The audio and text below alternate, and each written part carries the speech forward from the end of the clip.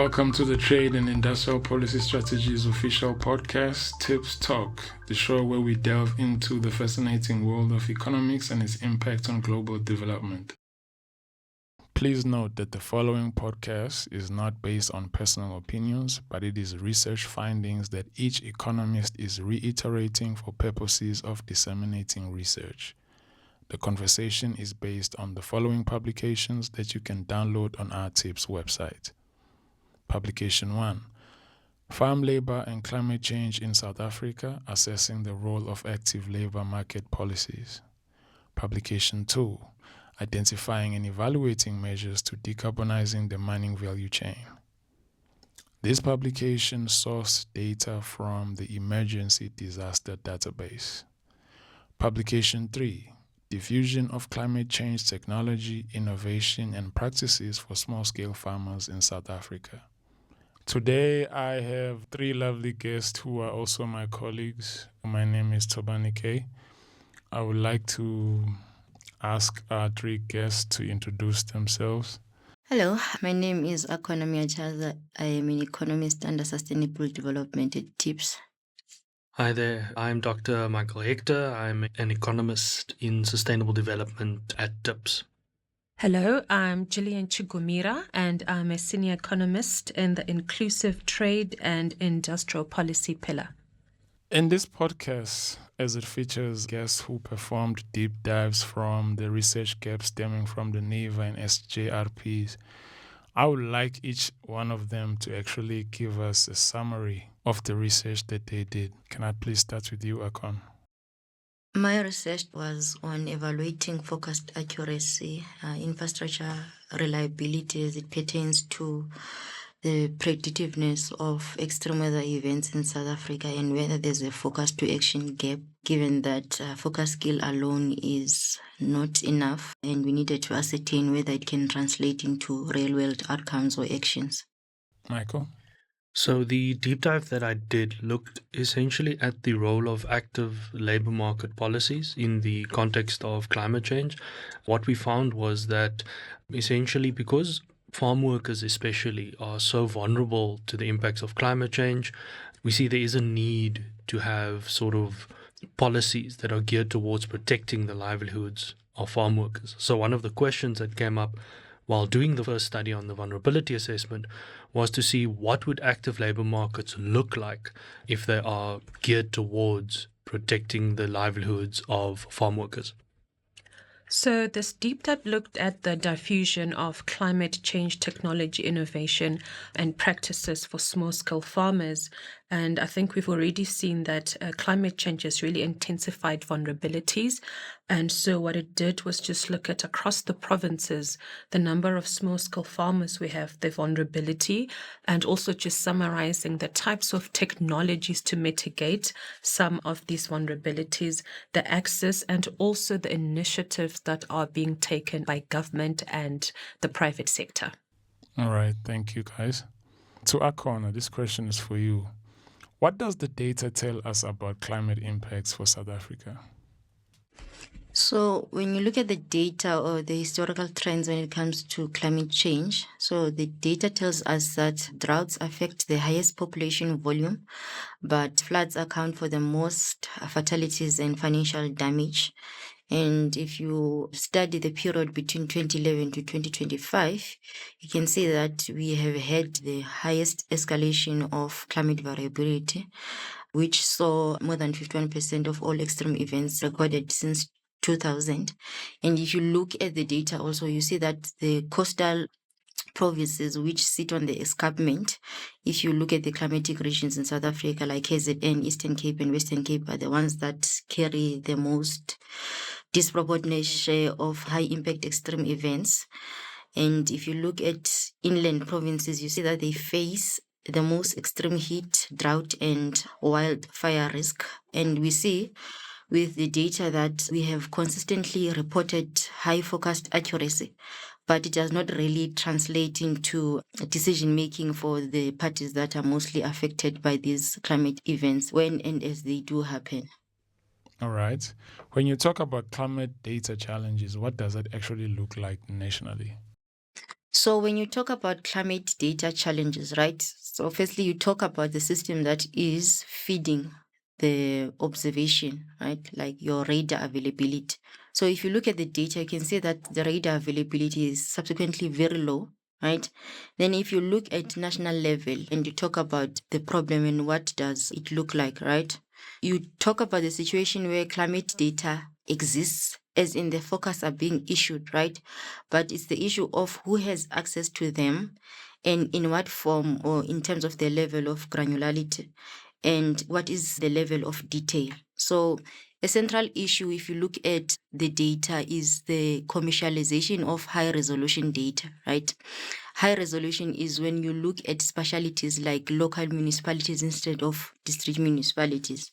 And then the more granular and decision ready data sets are a premium product. That means that, for instance, for large scale commercial farmers who have the financial resources to buy that type of data and have the financial muscle, they can buy the data. And then you have smallholder farmers who necessarily have to rely on the generalized forecasts for their decision making. You see that in the literature, authors like Chisadza 2020 and co, they do talk about a situation where seasonal forecasts are only useful when they are localized and interpretable, which is not often the case for small users. So beyond commercialization, there's an issue of a digital divide where the people that are in the rural areas who don't have network connectivity cannot get the forecasts in time.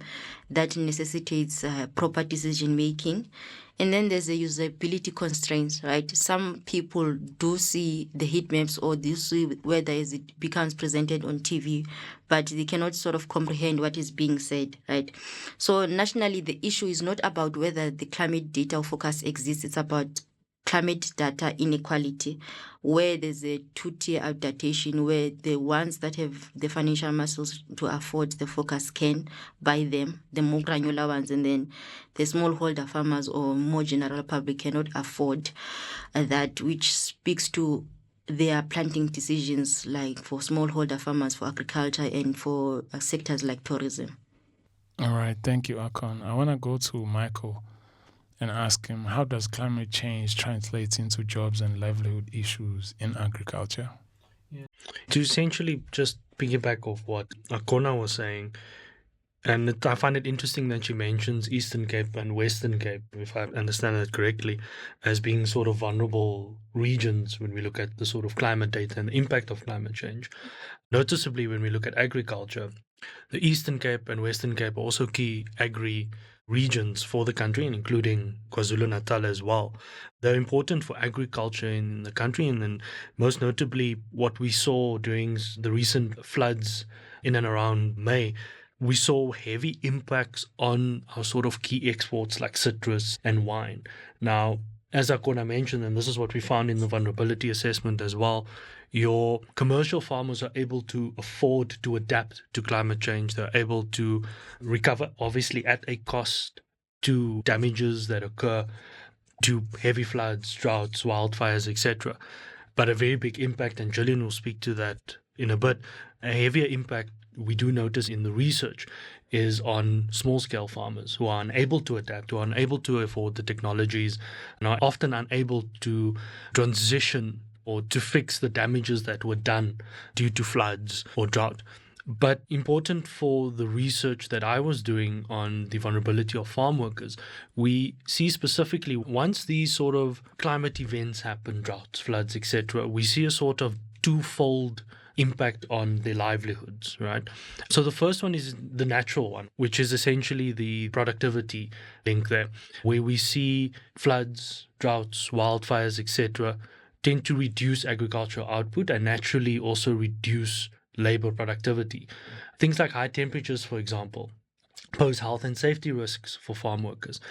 And notably, what we see in the vulnerability assessment is that on all scales, whether this be financial, social, we see farm workers fare worse off than other workers outside of agriculture. So farm workers have low savings, they have low skills, relative to formal workers outside of agri, but then also low educational levels as well. And a lot of these workers are concentrated what would be considered elementary jobs. So things like picking on citrus farms, for example. So all of these issues, once you combine them, are essentially exacerbated by climate change. And this results in a situation where if climate change gets so bad that farms need to either close down or reduce working hours of farm workers, these farm workers will find it very difficult to transition into alternative forms of work. And this is sort of even worse on the small scale farms that do employ farm workers. Because of the lack of financial resources, they would naturally have to let people go, for example. And then we start asking questions around, okay, what happens to those farm workers in the event that they do lose their jobs? And I'll get to that in a bit if the topic does come up. So if farm workers are so vulnerable, even just compared to other workers in other sectors, what are ways or options in protecting vulnerable workers? Yeah, so one of the ways in which we looked, so from the small scale farmer perspective, there's obviously the technological adaptation, right? So putting adaptation measures in place. But these, especially from the technological change side, can also pose risks to farm workers. And something that I actually forgot to mention earlier. But when farms adapt technologies, it is often found that they reduce the need for certain skills. So you require a higher skilled farm labor, right? So that also poses a risk. And that was one of the things that posed the question for, in the event that this does happen, when farms either have to close down or when farms have to adapt to climate change through the use of technology, etc., what measures can we put in place to sort of support the livelihoods of farm workers? And one of the, for lack of a better word, one of the most obvious options that we looked at, and I'm sure there are other options as well, this was just the one that stood out the most, was active labor market policies, right? So essentially, for the listeners who don't know what active labor market policies are, the whole purpose of them is to essentially mitigate short-term joblessness and prevent long-term retrenchments, or prevent temporary shocks from turning into long-term unemployment. That is the theoretical foundation of it. South Africa has a long historical legacy of it. But because of our sort of high level of unemployment in the country, it makes it very difficult, because economic diversification, economic opportunities need to be present, especially within farm towns, for active labor market policies to see some level of success. So one of the things that we looked at, and one of the questions in this research was, we know that active labor market policies are not sort of the silver bullet that's going to solve employment problems. So we need to couple that with economic diversification. And then we started asking, what would this look like in the context of climate change? And we saw there is a need, and I won't go into too much detail, but the paper does detail sort of a three-tiered or three-dimensional system. But essentially what we started looking at was asking questions around, what if workers do not have the skills? What if workers do not have the physical ability? What if they're going to retire? So we realized that you need a sort of combination of tools to secure farm worker livelihoods. So specifically things like skills development.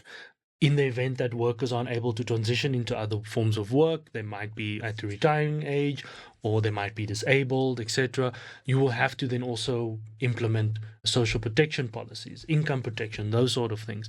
And all of this really just stems from that these farm workers already have low levels of social protection. So it's kind of a combination of developing skills, coming to the realization that active labor market policies alone cannot succeed in the absence where there is no genuine economic opportunities. So it's about providing farm workers with the skills, but then also looking at it from a municipal or provincial level and looking at improving infrastructure, improving economic opportunities around those farm areas so that they are not completely dependent on agriculture in the event that climate change does get worse. Because we have to remember that these studies were done in the context of not today, but climate change in 5 or 10 years, right? So what would it look like essentially? And kind of looking at it from a worst case scenario. What do we have in place now? And what do we need to essentially prepare ourselves going forward? So there are a number of things that the SGRPs specifically highlight on what we can start laying the groundwork for now, especially when it comes to small scale farmers. Gillian, I feel like you're the one suitable to speak on how do small-scale farmers experience climate change and the just transition differently to large-scale farmers. Thanks, Thobani. So just building up on what Dr. Michael said, I think last week and last month we've seen the effects of heavy rains in the Eastern Cape and Western Cape and the floods that have devastated, vineyards, orchards, cropland, and some of them have been completely decimated. And my colleague Akhona articulates some of these historic weather patterns in her paper. So what we do see is climate change has really intensified vulnerability for all farmers. However, the impact and response may be experienced quite differently. So for example, large-scale farmers have access to industry networks, government programs, and finance, and they are able to adopt technology better. I mean, if we're looking at technology of high to advanced, for example, smart irrigation and soil moisture enhancers, your large-scale farmers are much more able to kind of adopt and utilize and purchase these. Whereas when we look at small-scale farmers, there really is a disproportionate burden. They still face barriers. They have fewer assets and limited access to formal credit to kind of buy some of these technologies and utilize it. And so what we do see if we're looking at small-scale farmers across South Africa by provinces, they're more pronounced in KZN, in Limpopo and the Eastern Cape. And so, these vulnerabilities really differ. They really struggle. For example, if we look at small-scale farmers who are mainly producing for consumption, their vulnerabilities are largely linked to food insecurity. If we also look at small-scale farmers who mainly produce for sale, they do face risks such as loss of income. They're not able to reinvest into their productive systems. Now, if we just look at small-scale farmers and what they produce, let's just look at what's happening with the intensive heat. Their animals will face heat stress, the spread of diseases, the high mortality rates of livestock, and, they may not have access to vaccines as much as the large-scale farmers have. And then let's just look at the impacts of prolonged droughts. These reduce the availability of grazing land. And so naturally what you would have is, as people seek grazing lands, as animals move, it also increases the reliance on alternative feeds and also just exposing them to diseases, especially foot and mouth. And so if we just look at small-scale farmers, for example, in horticulture or those planting crops, with the excessive temperatures there, they may literally lose some of their crops and declined yields. And so you do see a distinction there between just some of the impact on both of them. But overall, I would say climate change really is affecting the sector holistically. All right, I see.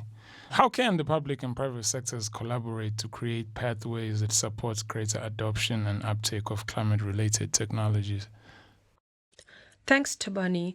So I think firstly, we do need to strengthen our gaps on data for small-scale farmers for targeted policy interventions.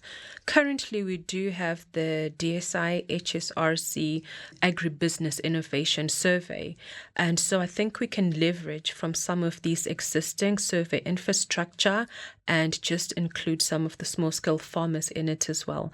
And then secondly, I think it's very important, we expand extension offices through public-private partnerships and just standardizing some of this training towards climate-smart agriculture. And I think thirdly, it's very important for collaborations, on access to climate finance and just looking at subsidizing some of these memberships into industry organizations for small-scale farmers and just apportioning some of the business, trust, and statutory levy funds for technology for small-scale farmers and just developing some accessible credit and grants and blended finance products. And I think lastly, we just want to look at scaling up demonstration plots and just leveraging routine farmer interactions with people they see on an everyday basis. So we're speaking of, informing agro dealers, your tractor service providers, your input suppliers and financiers, just to help bridge some of this gap on diffusion to small-scale farmers. Thank you so much, Gillian. I've heard about vulnerabilities of workers. I've heard about buying data. I've heard about commercial farmers and small-scale farmers, the inequalities that exist there. Can you just each give key points or closing remarks, and also just maybe recommend a way forward in your respective research that you conducted? For me, I would say that South Africa does not have failure of forecasting science, but it has a failure of infrastructural stability, regional coverage, and institutional coordination. So in order to sort of make sure that when the forecasts are issued, they can reach the people in the time that they need to reach the people. So we are fixing the observation to warning chain, right? That would mean that institutions like agricultural research institutions, disaster management authorities, municipalities, and agencies that are involved with forecasting weather must coordinate instead of operating in silos, right? So for me, I feel like integrating these data sets and having a data interoperability system would improve both the analytical quality and the speed of hazard interpretation, particularly for fast developing localized events like thunderstorms and flash floods.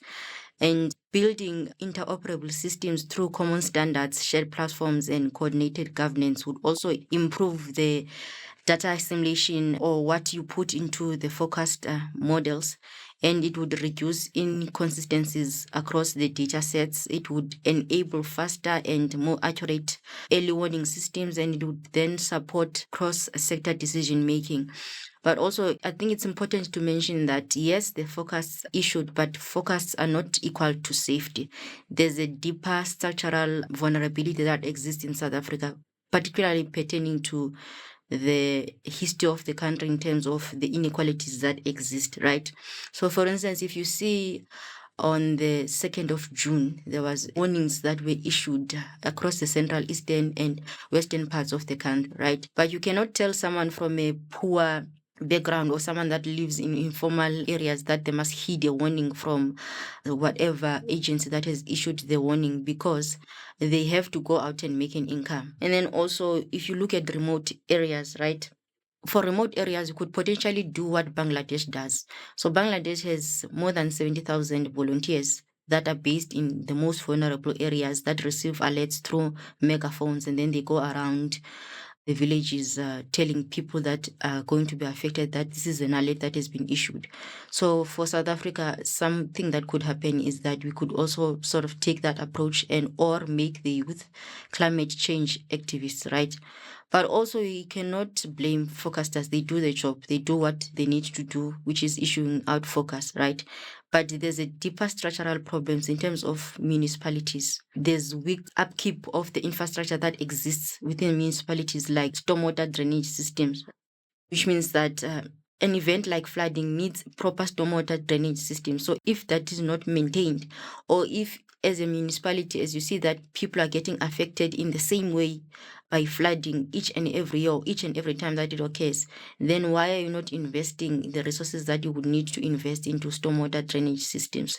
So again, I would like to emphasize, we don't have a forecast skill problem where the science is not working. The science is working because it's according to the global standard that it needs to be according to. But also, I think there is a deeper structural problem where we are not only facing climate fragility, but we are also facing municipal infrastructure fragility, which needs to be addressed by people who can make those decisions and who have the power to make the decisions. All right. I hope the municipalities all over the country heard that. Can I move on to Michael?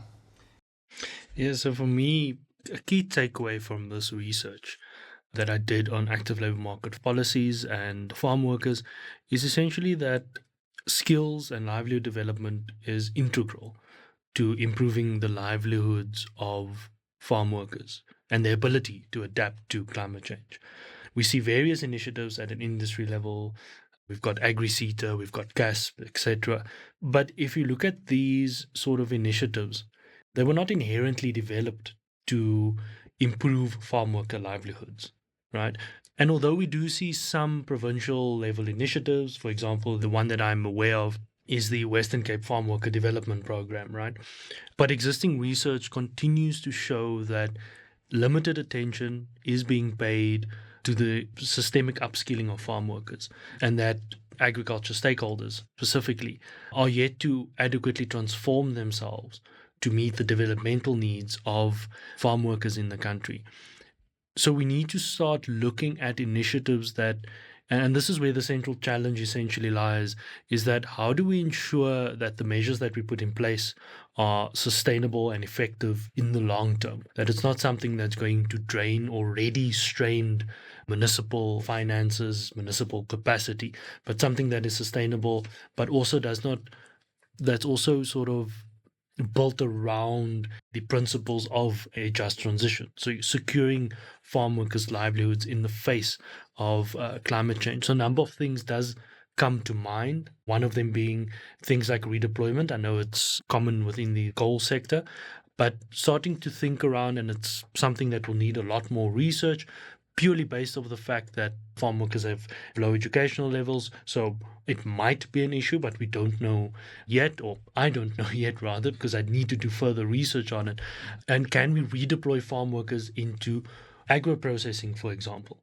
But then also at the same time, we need to make consideration that if climate change gets so bad that these farms close, we need to realize that farm workers are naturally going to also migrate. So further research needs to be done in asking questions around what happens to these farm workers once they migrate, where do they go, where can they go to seek employment opportunities. So it's a thing of, once again, comes down to what I spoke about earlier of putting in economic opportunities, getting economic diversification, right, improving municipal and provincial infrastructure in these agri-dependent towns so that we can sort of secure our sort of response to climate change going forward. And it's one of the considerations that I'm going to sort of end with today is essentially these are not short-term plans, these are long-term things. These are things we need to prepare for now so that we can kind of prevent the worst from happening in 10, 20 years time. Because as we see with the earlier deep dive done by Akhona on climate change, we see that these impacts are only getting worse. So we need to put measures in place, not only for today and tomorrow, but also for years to come. Hence why I said it needs to be sustainable.